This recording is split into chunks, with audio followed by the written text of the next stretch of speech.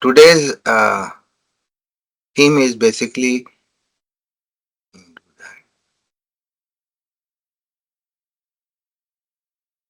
offering at the feet of my Guru, and there are not so many of them, including my breath. So, summary of the previous sessions we have had was actually essentially it is all about personal transformation, and this is what it is all about. And what all the talk is basically to explain what barriers can come and prevent us from knowing our true nature.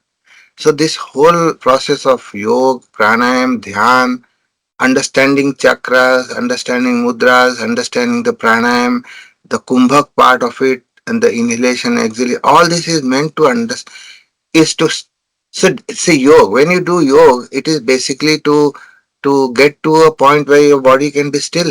You can sit still for a few minutes, 10 minutes, half an hour, 1 hour, whatever. Instead of having pain in the body and things like that. So that whole thing, yoga prepares you to that. Pranayam along with yoga also helps you do the same thing. Pranayam is basically establishing prana aspect in you rather than the breath aspect. Breath is different than prana, right? Prana is something that breath triggers if we do it properly. So there is a breath is inhalation, exhalation. Pranayam is inhalation, hold inner kumbhak, then exhalation, again hold bahya kumbhak. That's what pranayam means. Not just breathing in and out. Most people have not understood what that means. That means a whole lot in this process of pranayam. And of course, dhyan, without dhyan, yoga pranayam has no value. If you just go pranayam, I'm done with my deal, I'm fine. Well, if that's what your goal is, that's fine. But personal transformation shall not happen. I have seen lot of people who do yoga and pranayam, but not no dhyan. They still are in the same rut as before. No personal transformation. Dhyan is where the transformation happens. And of course, decoding chakra, that's what we also talked about long time ago.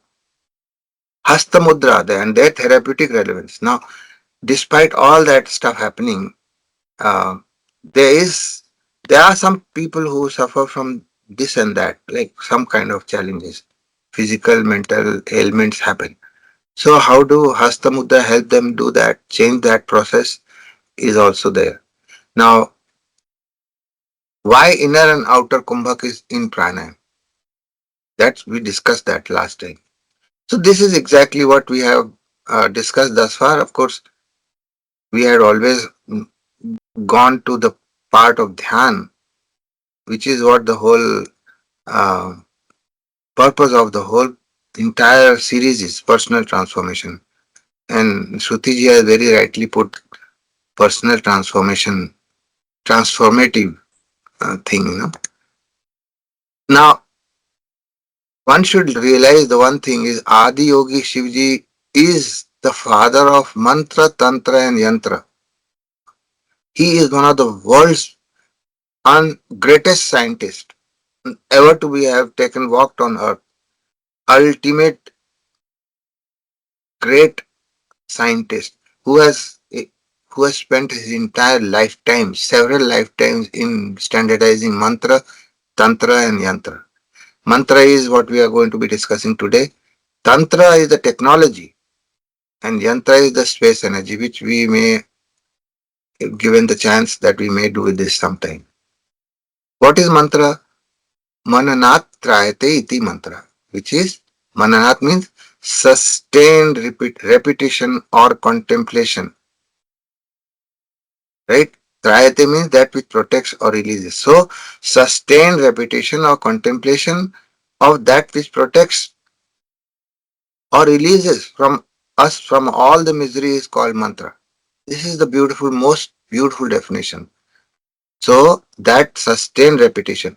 Now, how does repetition makes this misery go away?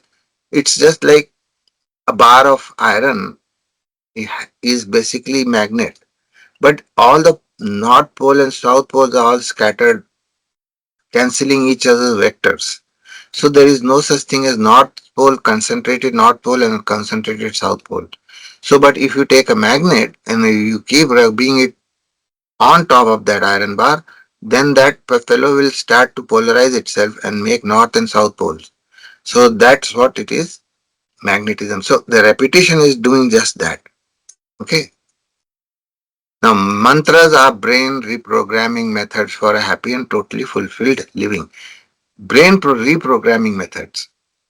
Which means in the brain, the neurons are firing, all are firing, but they are not firing in synchronicity.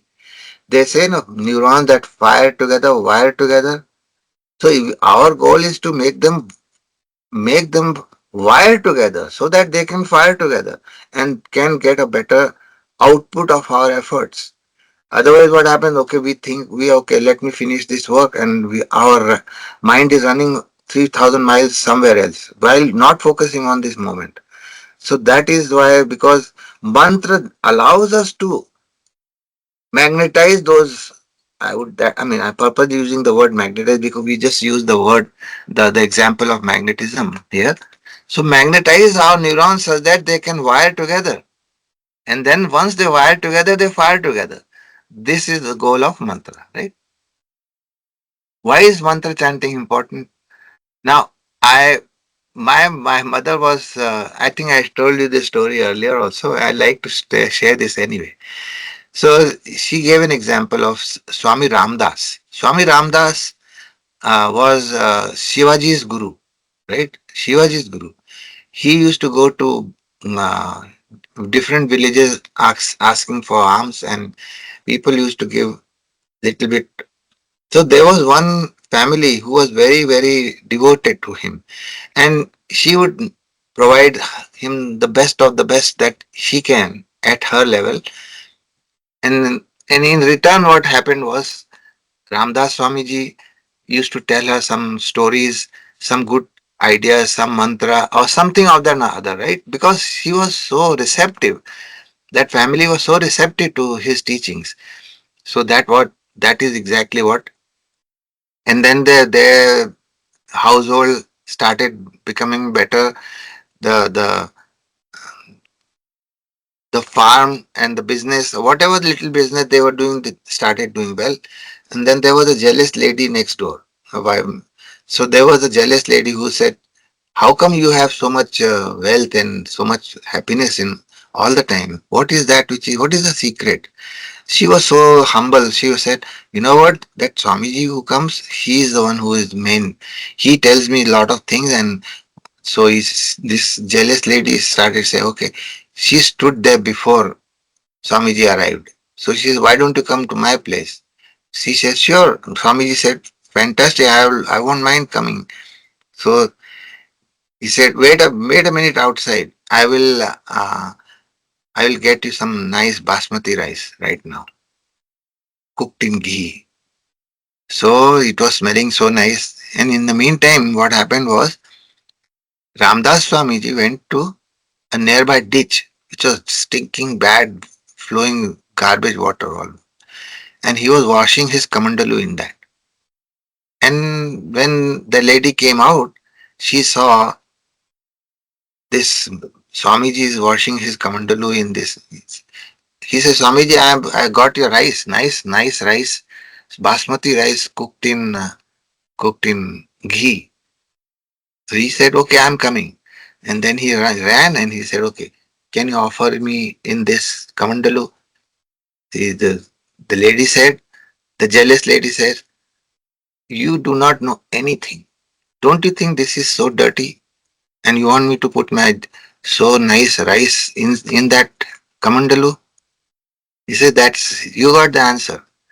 He said, you asked me, why don't you come to my place? It's purely because if you are afraid to give that beautiful rice in this kamandalu, which is dirty, how do you expect me to give you nuggets, golden nuggets of our scriptures into that brain of yours, which is full of so much jealousy, hatred, complaint, worry, fear, anxiety, depression, all those things? How can I give you those things? In those things, whatever I give you will also get dirty. Now she understood why she was not succeeding, why his family was all the time was fighting with each other and stuff like that. It is purely because of brain not in order. All the neurons were firing in different directions, and so they were not in sync, as a result of which there was no, whatever you do requires a focus, and that focus is basically neurons firing together. Particular task For a particular task, there are specific neurons. If they don't fire together, they don't wire together. And when they don't wire together, they would not create an outcome of your effort. So that's what it is. So my mother, I was saying, mother, don't want to chant, and for a whole life I was. He said, my mother said, you know what, your brain is full of junk. That's why that's why you need to chant. And she said, okay. So why this? What is this chanting? He said, she took me to one of the jewelers nearby, next to our home. He said, look at this jeweler. Whatever ornaments you give him, he sonicates them. Sonicates mean he put in a ultrasound vibrator. There is a ultrasound vibrator. If you put that gold ornament in that, and it that fellow sonicates it for a while, it comes out shiny, completely shiny. You don't need to do electrolysis on that. You just get that. So that is the beautiful way of explaining why mantra chanting. Now, um, Shruti ji always does this yagya and namakam, chamakam, all those things. They are from some, I think, Yajurveda, right? If not, please forgive me. I do not know which Veda it It's comes from. it's in both Rigveda and Krishna Yajurveda, sir. Acha, acha. Okay, okay. Good. So those mantra chanting has a lot of spandan. Spandan is the word in Kashmir Shaivism. There is the entire knowledge storehouse on spandan. It's Kashmir Shaivism is unbelievable, great on that. Abhinav Gupta is the one who is one of the Kashmir saints. He has standardized this whole concept of spandan. And spandan or intonation, why in Tibetan culture you will find those Tibetan monks, Buddhist monks there. They can make vibration from their throat, which are which you have never you I can't make those vibrations. They are so fantastic. Now those are the ones which can rewire your brain easily. Similarly, gongs in the temple sonicates, figuratively speaking, our apparatus called the brain, and that cleans up the. So there are lots of synaptic pruning also happens with the gong. Synaptic pruning means aberrant, negative, non non output driven synapses are also take place, because if you constantly think negative, there's some negative negative thinking synapses will all neurons will wire together, and then they will fire together into becoming more and more negative. So there is no role for negativity in the world. So when you go and visit the temple, my mother used to always say that you do go sit there, just don't worry about praying there, just go inside and sit there. So I used to sit there and I felt really, really good. And now I understand what was the whole idea of that. There are some. So this is the rewired brain. One is ready to receive and understand the import of those mantras. Once you chant the mantras, only then you will be able to understand the power of those mantras. Till then, you will never be understood. You just listening is good, but if you chant yourself, then you listen to yourself also, then your brain is ready to understand the meaning behind it. Otherwise, if somebody else goes and tells you about the namakam and chamakam, your brain is not wired to accept that. You will never understand. Whatever he says will go off above the head. So that is the beauty of the chanting, allows you to receive and understand the import of those mantras and sutra. So this is very, very, very, very important. Must be told to the youngsters. in a way that they understand. Today's youngsters ask why. And if we don't have the answer, to be very honest with you, they will be turned off forever. And if you want to protect one generation from getting turned off by these stupid liberals and woke elements in this planet, then we have to do this strongly. And finally, the intertwining in the temple. So this is a low frequency gong, right? Then the medium frequency gong, and then the high frequency gong. You see, these are and these affect the chakras. Remember that depending on the frequency of the chakra, the lowest of the chakra is Muladhara chakra, and then finally, when in the Garbhagraha, you will find a very small bell in the hand of the pujari, and that's a very high pitch. So that is high frequency. Sitting just there in the temple will have all the chakras fired up, and all the chakras have their own respective regions in the brain. So that's beautiful.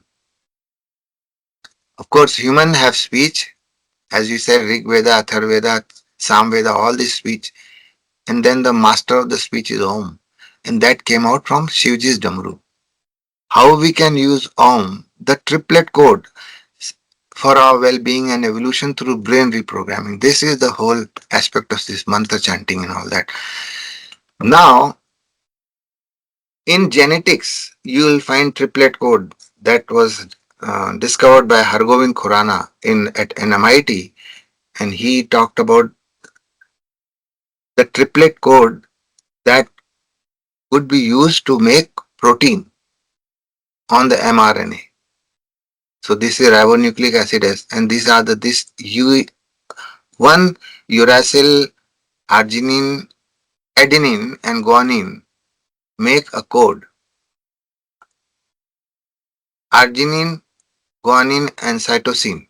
These make another code. So there are some kind of a different codes which codes for 20 different amino acids. And that forms our protein, which is the basics functional element of that's how the DNA works in our life. DNA makes RNA, RNA makes protein. And protein is made by it particularly picking up every codon can be used to pick up a protein. Every codon codes for a protein. Like for instance, this one AGU and AGC code for serine. AGA, AGG codes for arginine. So this is how the whole body plan is made out of. The creativity is in triplet code. Similarly, in Om also, creativity is there. From unmanifest to manifest, this particular thing comes into play. This is now if you consider this as a pinda, and this will be the Brahmanda. Same mechanism working. If you understand one cell in your lifetime, one cell, how it functions, you have understood the whole universe. One cell is good enough for you to understand the entire mechanism of how this whole process works. The letters of the Sanskrit alphabet allow the human mind to interface with the primal energies of cosmic intelligence and receive the deeper insights. Now this particular code is coming from uh, Raman Maharshi. He understood this. Now, I think I have dealt with this earlier. These are the vowels. Now, each sound has a spiritual connotation to it and yogic implications. They represent consciousness, spirit, or the Shiva principle. The Shiva Tattva, they call it, right? Vowels are essentially the essence of sound and vibrations. Continuous and independent in nature and are enduring in their resonance. You can take any vowel and intone it indefinitely. That is the beauty of it. Like for instance, sa is ah, right? You cannot speak anything without vowel. Nothing can come out without vowel. So you can intone it. That's why the seven swara in our Sangeet, Bharati Shastri Sangeet, you will find that those can be intoned at different level. And my sister, who is no more, but she used to tell me that every sa has seven swar in it. So when you say Sa, Darbari Kanda Sa is different than Bhairavi Sa. And the way you sound that Sa is what is the dominant swar of that rag is how you will say the swar Sa, which makes the moment you open your mouth, you should know that this is Darak Darbari coming out from her now. That type of a this music field is unbelievable, brilliant. I mean, what all thing they have done is crazy. Many powerful Sanskrit seed mantra like Om or Aim are vowel predominant. They allow our energy to open, expand, and ascend to higher levels. Now, that is the whole process of energy ascending is through the chakras. Remember that. And Sanskrit mantra, seed mantra can help you enhance the process faster. Consonant is Yaralavasha Sakshaha. So you will see that A is the first letter and then Ha is the last letter. So A, and if you put the bindu, anuswar, you will say aham. So the entire creation, aham, A and Ha, aham contains the entire universe. And that's why they call it aham brahmasmi. Aham brahmasmi means all the letters and all the consonants and vowels, whatever they represent, is coming into the, and nothing is beyond a and her in this whole universe. Nothing. So opposite of nature to vowel is they are consonant which represent matter, nature, or prakriti or the Shakti principle. This is mother. This is Amma, Shakti principle, through which all manifestation arise. Without consonant sa, the vowels don't do anything. And without this, you cannot say any consonant without bringing in vowel. So consonants serve to focus the pure sound and quality. And the vowels into particular form or direction. This gives the directionality to the vowel. Consonants are constant contact based, sorry.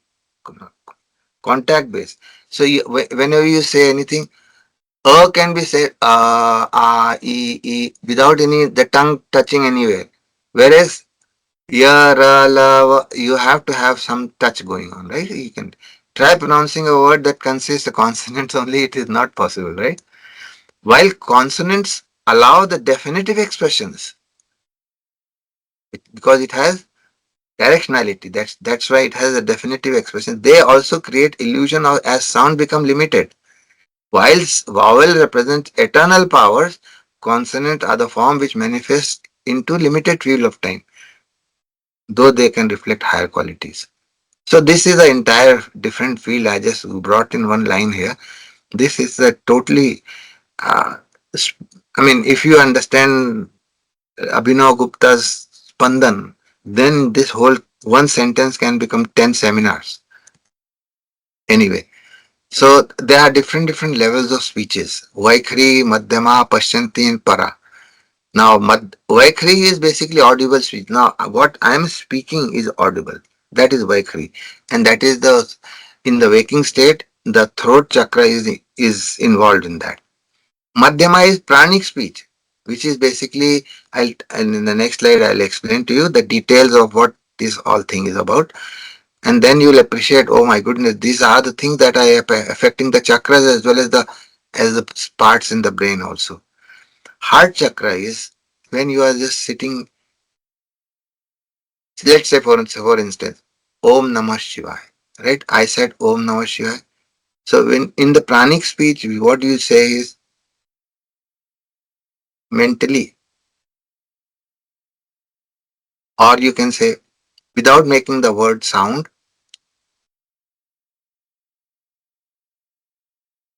just lip movement little bit, but no sound coming out. That is a pranic speech, right? Heart chakra is involved in that. And of course, This kind of a speech, whenever you hear any stuff in your dream when you're discussing or fighting with somebody in the dream, that time Madhyama speech is actually there, right? Or you can hear some of the. Then the third one is Paschanti speech, which is illumined speech, which is navel chakra, quiet and contemplative, right? And then the Para is Turiya state, which is root chakra, absolute silence. So the speech keeps their is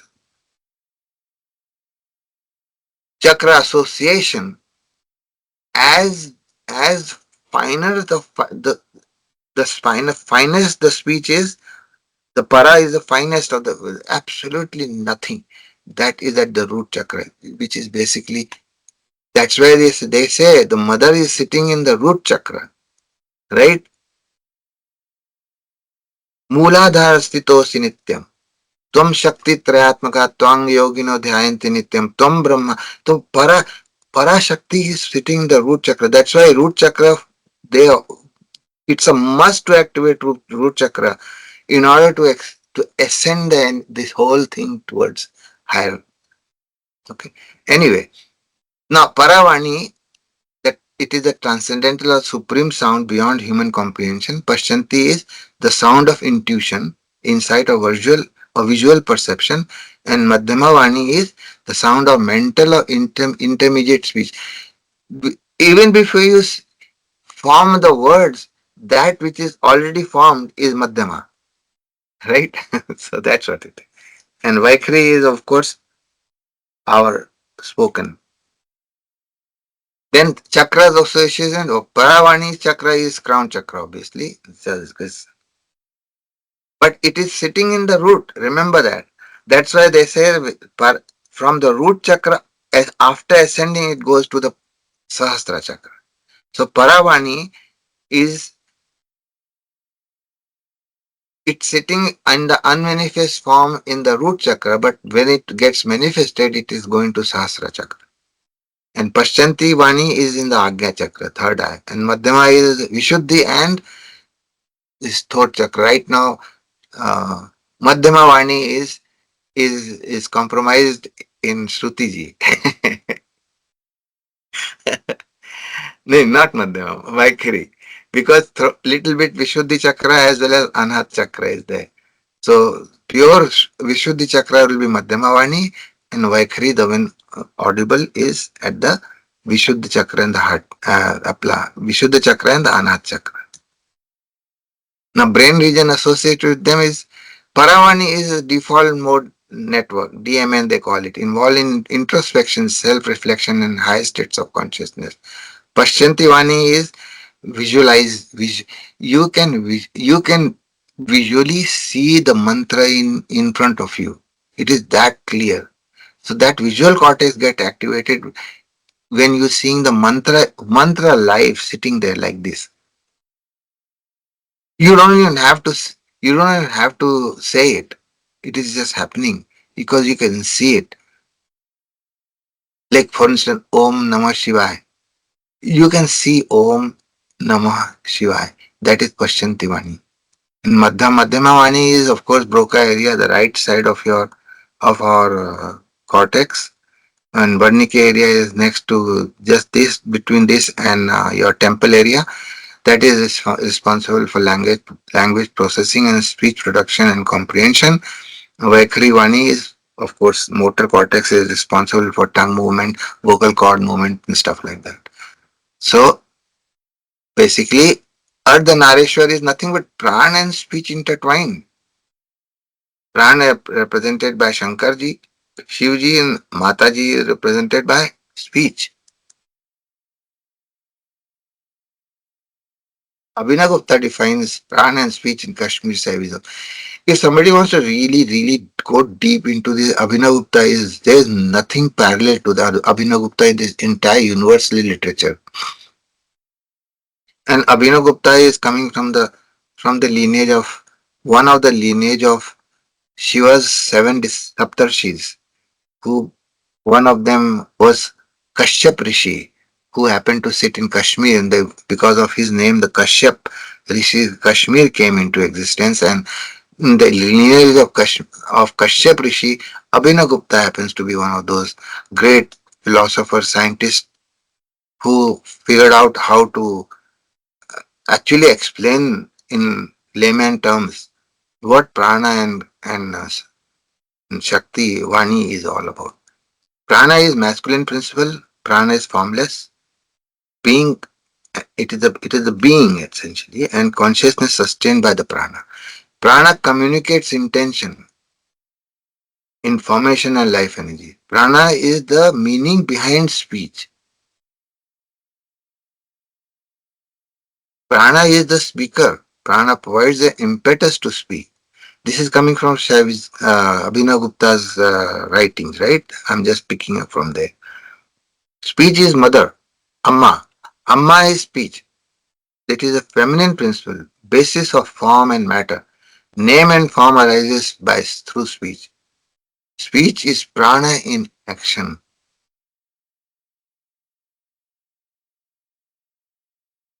Prana was the meaning behind the speech, but the speech is prana in action. Speech is the sound created by prana as it tries to express itself outwardly. Wow. Speech is the instrument of the prana. Speech expresses the opera. That's why the speech, prana and speech is intertwined, and that's why when you control the prana, your speech also gets affected. Have you seen some people, they say a word and it happens? They say something, जाओ हो जाएगा तुम्हारा. It will get done. Don't worry. This will be fine. You know what? That they are putting the entire prana in that speech to make expression happen, and that becomes truth. Most of the great saints, they are like that. They don't speak a whole lot, but once they speak one word, you can be a very sure they are done deal. This means that we cannot forget the role of prana in mantra. Now that's why all this discussion was to get to the understanding of what mantra means actually. The power of breath and the greater vital energy behind it vitalizes the mantra. Mantra is getting the power of the prana as well as the mother. No? Prana. That's what the mantra is.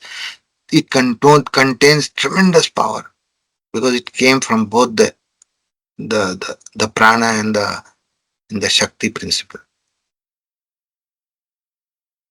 Similarly, month can work to hold and sustain our prana. See, bi-directional. So without mother, Shivji is nothing, and without Shivji, mother is nothing. This is the beauty. That way, interdependence of each other is so important. Shiv Tattva cannot create universe. It requires mother to create it. So that's what the prana we could say is the spirit of mantra. Mantra in turn is the expression of the prana. Whatever most engages our prana or vital energy become the main subject of our speech. Oh, this is so million-dollar word statement. Have you ever seen let's say when you go to some meeting, some conference or some party, maybe a Saturday party, whatever, or some hiking trip or whatever, whosoever you hang around, you watch them what they speak. That which means some people only talk stock market, some people talk Donald Trump, some people will talk economic crisis. Whatever most engages our prana or vital energy becomes the main subject of our speech. Remember that. So that whole prana is, if you only talk Hanumanji, then obviously your prana is only talking about Hanumanji. You know, it is engaging your whole vital energy in that. So that particular speech comes out. Whatever we perceive through any of our different senses, we can express through speech. Speech can relate what the eye see, what the ear hears, and the nose smells, and the tongue tastes, and the skin touches. All senses express themselves through the power of speech. Now you see how the how it is affecting the different senses now. That's why they call it that if you are not, if you don't, if you are not speaking correct, if you're not speaking right, don't speak, because that will affect all these different senses. So all the senses expressed through the power of speech, apart from which they are mute and incapable of articulating themselves. You cannot, the skin cannot tell how it is feeling. Only through speech it can be told. Speech therefore is a guide for all other senses. Through the control of speech, we can control our senses. Wow. This is a word, this line is worth $1 million right there. Through the control of speech, we can control our senses. And through the control of our senses, we can rewire our brain also. That is the power of positive reaffirmation.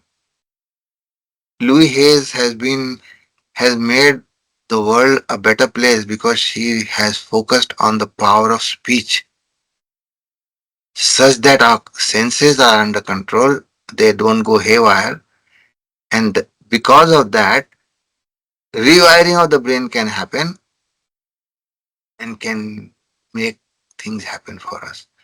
Because when the rewiring happens, particular kind of thought pattern goes on with that speech.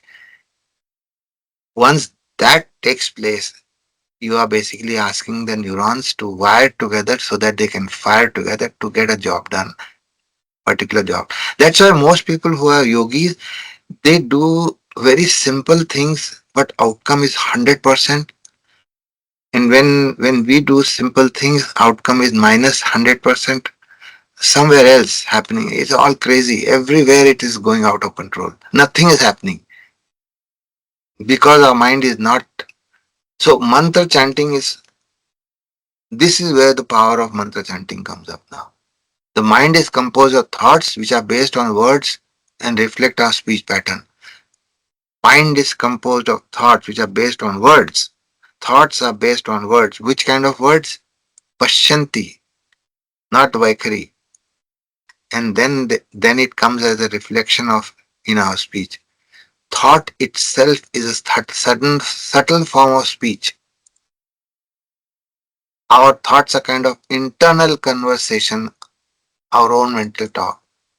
So if we replace the mental speech with Bij mantra, we can transform the energy of our mind and hearts.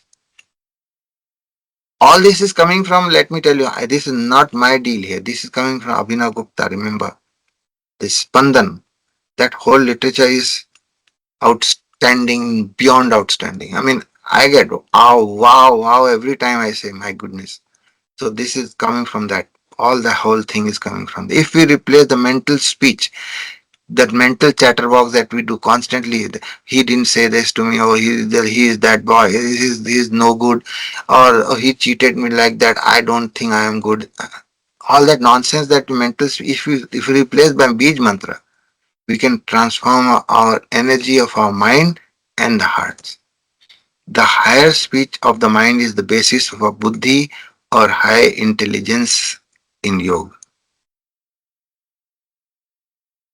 Higher speech of the mind means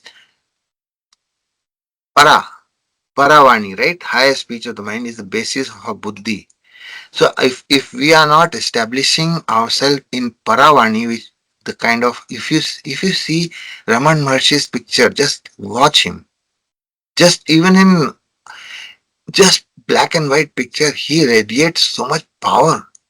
Because of that, why? Because he is all the time reveling in Sahasra Chakra or Paravani actually. He is reveling in that all the time, and that's why your questions get answered just by his. If you watch his picture itself, you will get answers. That kind of power he has. Oh my goodness. This is the highest form of intelligence. This is what we are striving towards. As per Abhinav Gupta, he says that this should be our striving to attain the highest intelligence, not the artificial intelligence, the highest.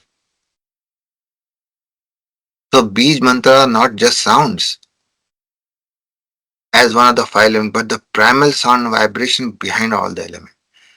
Mantra as primal sound can change the nature of the mind down to the subconscious level. Aha, this is so powerful. Mantra as primal sound can change the nature of the mind down to the subconscious. It can go penetrate subconscious. Can you believe that? How do you? Most people in neuroscience or in psychology or anything else, they do not have any mechanism to go subconscious level. They have no idea what subconscious, because they say, well, it is the tip of the iceberg is conscious, and the 99% is, or 95% is subconscious, and that drives your behavior, that drives your what you will do, whatever that, and that has been created by centuries old of conditioning and this that, whatever they talk about. But they don't suggest, is there any way to clean up that? No, they don't know, they have no clue. Whereas mantra as primal sound can change the nature of the mind down to the subconscious level. Through mantra, the control of both mind and senses become possible. Mantra therefore can open our inner senses and higher level of mind that are otherwise very difficult to access. You see, this is how the beauty of this mantras is. These people have done such phenomenal work, my goodness.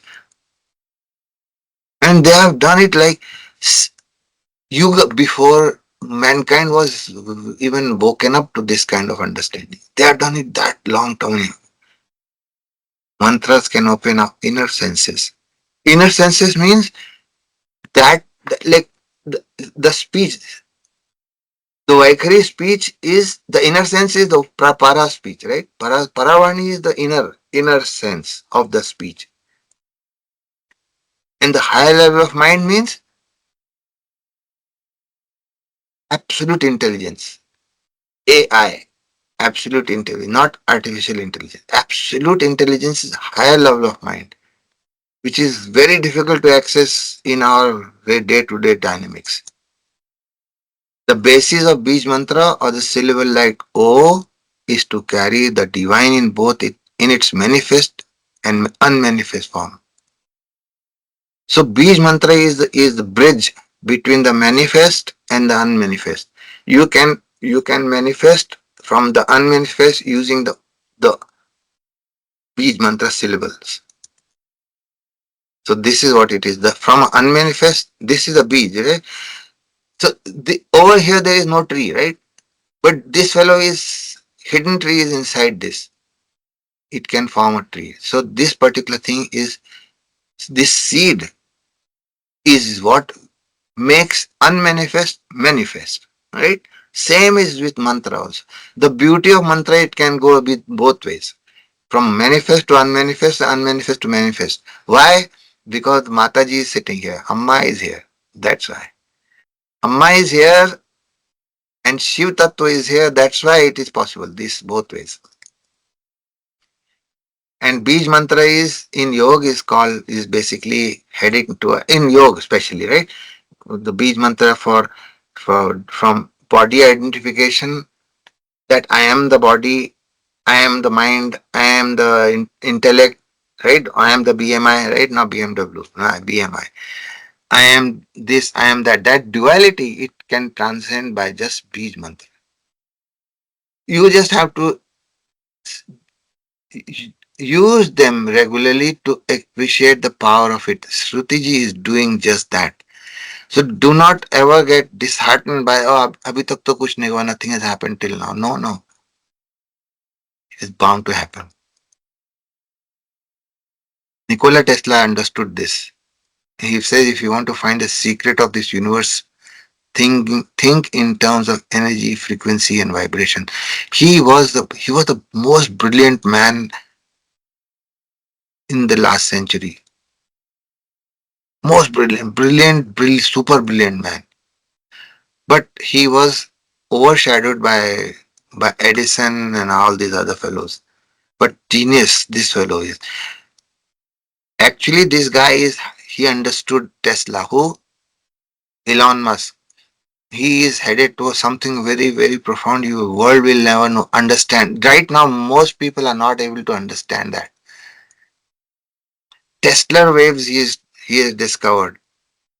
In Tesla's old papers, he has read those papers and he had said that there are some Tesla waves which are beyond this electromagnetic frequencies, and he is going to be using those later on. I'll talk about that. Agya Chakra, you see the O and Om. Om mantra is restricted to only Agya Chakra. Remember that.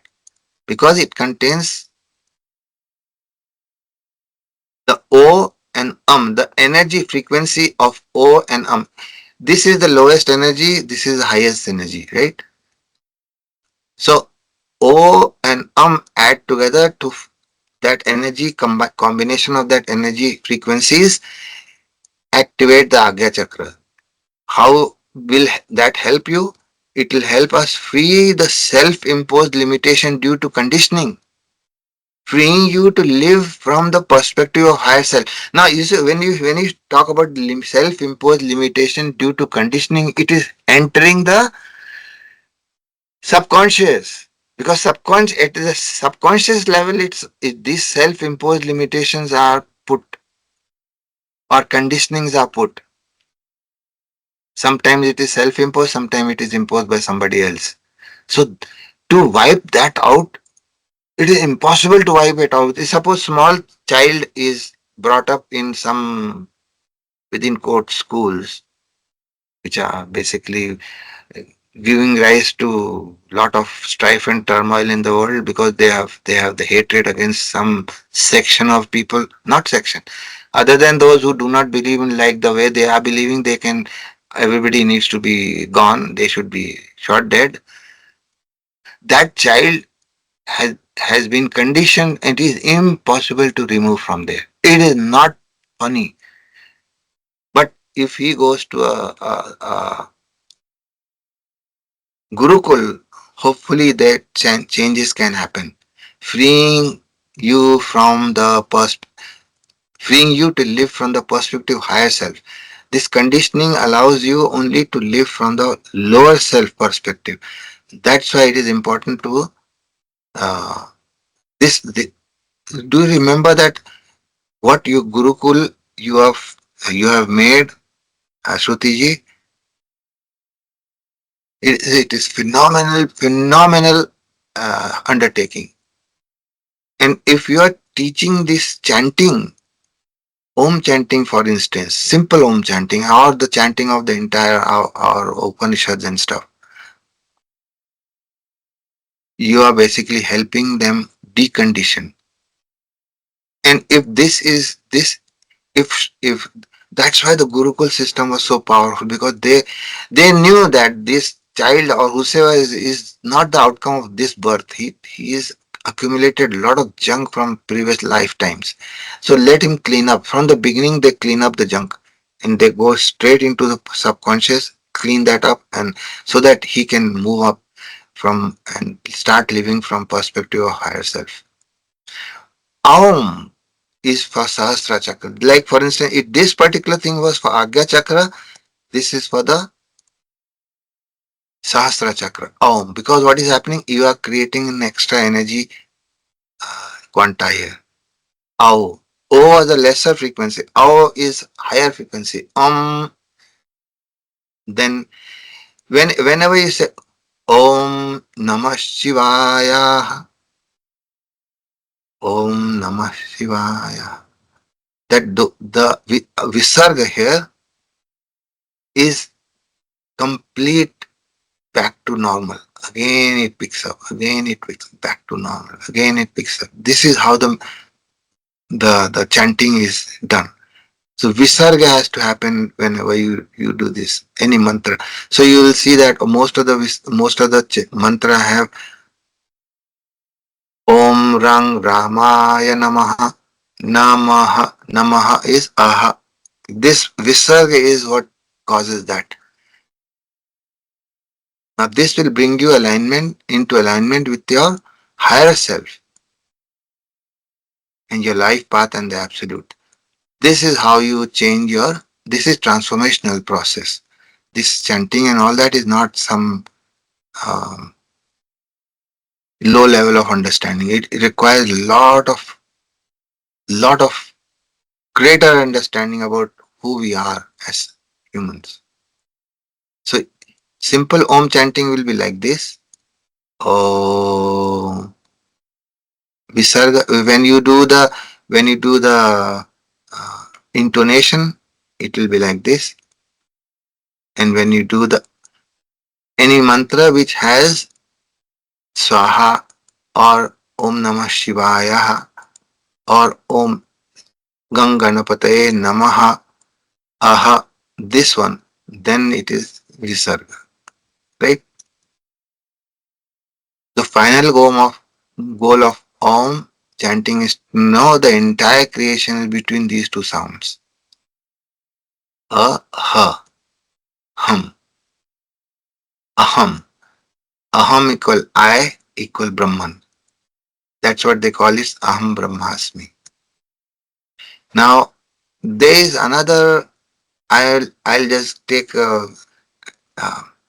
tease you with this particular paper, which is coming from basically Center for Mind Brain Research Center in Italy and National Brain Research Center Manesar in Gurgaon, Haryana.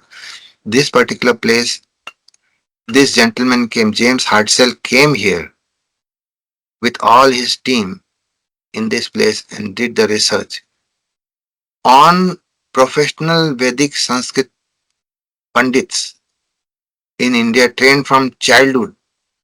From childhood, they have been training, and those people who have never got training. And he had studied them with using all the morphometry and fMRI signal, this, that, every possible thing. If if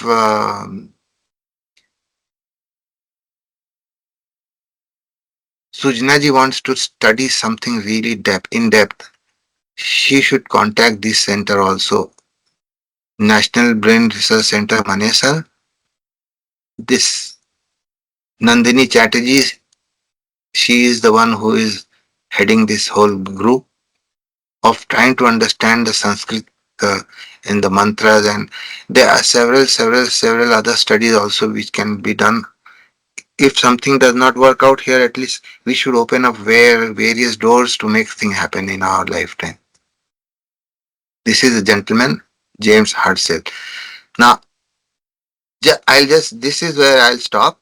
The Sanskrit mantra effect is the test subject was Pandit Master of Yajurved, and they conducted all this study and they understood the cortical thickness. Cortical thickness and the gray matter. Gray matter means the nucleus of neuron. White matter is the length, the axon, right? So if there is a cortical thickness, local gyrification and white matter subject structure related to match control, this is what they studied, and what they found out was a massive gray matter density and cortical thickness increases in Pandit brain in language, memory, and visual system. You see that language, memory, and visual system. I mean, they can store the memory equal to million computers in that region. I mean, I mean, they can download the entire Vedas, four Vedas and the Upanishads and everything right away. This kind of power they have in them, memory bank, the retrieval and all that. Bilateral, lateral temporal cortices, the density increase. Anterior cingulate cortex. Now, anterior cingulate cortex is the opposite of posterior cingulate cortex. Posterior cingulate cortex is involved in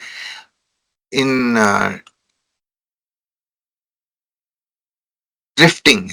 Default mode network. Drifting. Whenever you are not doing a particular task, it is sitting there and just drifting. That time, this posterior cingulate cortex is active. But if the anterior cingulate cortex is getting activated, which means you are silencing the noise in the system, in your brain. And that's when the hippocampus and where the long term and short term memory is associated and stored, that can be actually be used by our brain. Because if the noise is there, hippocampus will not be able to do long term and short term memory. And obviously, that's the reason because of this non activation of this anterior cingulate cortex, you will see Alzheimer rate rise. Why? Because of this. If the anterior cingulate cortex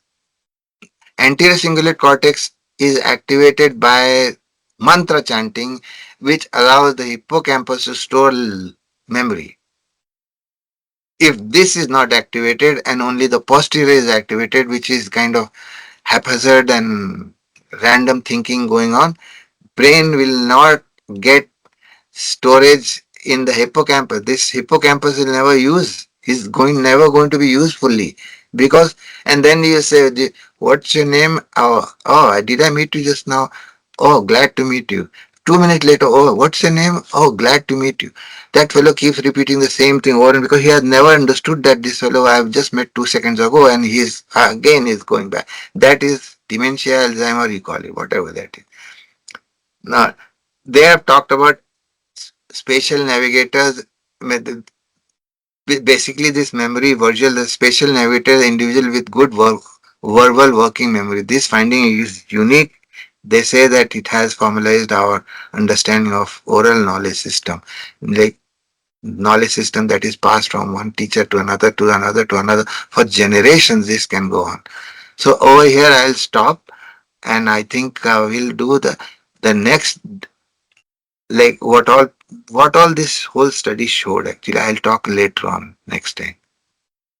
I'll just give you another, just a brief summary of what that paper was all about. Instead of giving you the details of the data, which is kind of esoteric, really, really, really difficult to understand. However, it is not that difficult, provided somebody knows the ins and outs of the neuroscience terminology. Now, mantra chanting increases the volume of higher cognitive structures in the brain. What is a higher cognitive structure? Prefrontal cortex, insular cortex, these are higher function cortex. Okay. Now increase in the volume of hippocampus, which means long-term, short-term memory storage. Decrease the volume of those regions which are involved in lust, fear, greed, rage, anger, jealousy, hatred. Oh my goodness, that is so fantastic. Decrease the volume of those regions, limbic system deactivation. Those some of the region which is busted in lot of people because they have lust, greed, fear, rage, anger, hatred, all depression, anxiety, all that stuff is sitting here. So mantra chanting decreases this region, which means these regions will not get overtly activated by small situations. Stuff happens there, so no big deal. That type of you say, no big deal. Oh, this fellow, because your mind is not focused. Lust can trigger your mind million directions, zero outcome of your actions.